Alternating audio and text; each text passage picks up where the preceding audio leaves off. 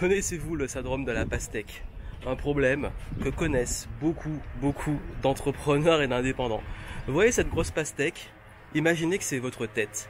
Imaginez que cette pastèque, c'est votre tête qui gonfle parce que vous avez trop d'informations, parce que vous avez trop de contenu, parce que vous avez trop d'idées, parce que vous êtes dispersé, parce que vous avez non pas seulement une charge mentale, mais on pourrait même parler de surcharge mentale. Et ça, c'est le syndrome de la pastèque. C'est pas moi qui l'ai inventé, c'est l'une des intervenantes du Game Entrepreneur Live, mon prochain événement, qui en parle. D'ailleurs, je vous mettrai le lien de la super vidéo qu'elle a faite sur le sujet dans la description. Et elle parle justement du fait que, en tant que formateur, en tant qu'accompagnateur, on a souvent tendance à vouloir donner beaucoup d'informations en voulant bien faire.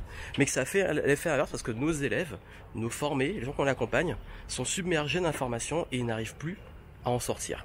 Donc comment justement éviter ce syndrome de la pastèque et comment éviter soi-même d'être dans cette surcharge mentale et ce surplus d'informations à ne plus savoir où donner de la tête.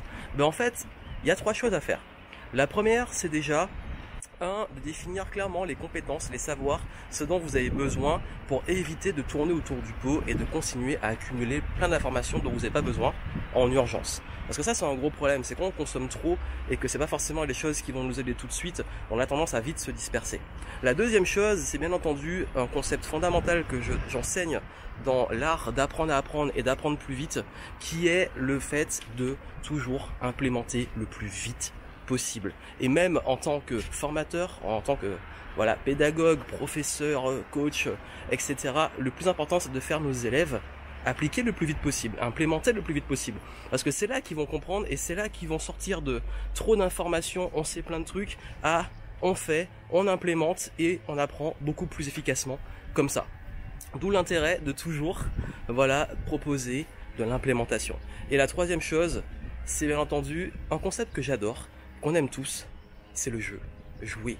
Parce que oui, en fait, on oublie trop souvent que l'une des meilleures façons de pouvoir rendre une activité, une implémentation efficace, c'est d'intégrer du jeu.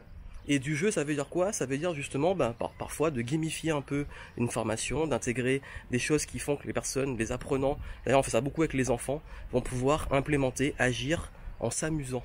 Et c'est là qu'on va pouvoir avoir quand même une approche beaucoup plus, on va dire, concise, concrète des choses. Et c'est pour ça d'ailleurs que pour mon Game Entrepreneur Live, mon prochain événement, j'ai intégré justement ces 3 notions clés, de vous donner du concret, du précis, de vous faire implémenter, agir sur place durant l'événement, et puis surtout un truc ultra important, kiffer.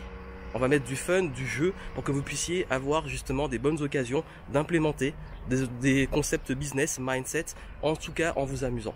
Donc du coup, prenez votre place, moi j'ai hâte de vous retrouver, et puis n'oubliez pas que c'est très important d'éviter le syndrome de cette grosse pastèque, parce qu'au bout d'un moment c'est fatigant, et de pouvoir aller vers quelque chose de plus concret, plus pratique, et de mettre du fun. À très vite.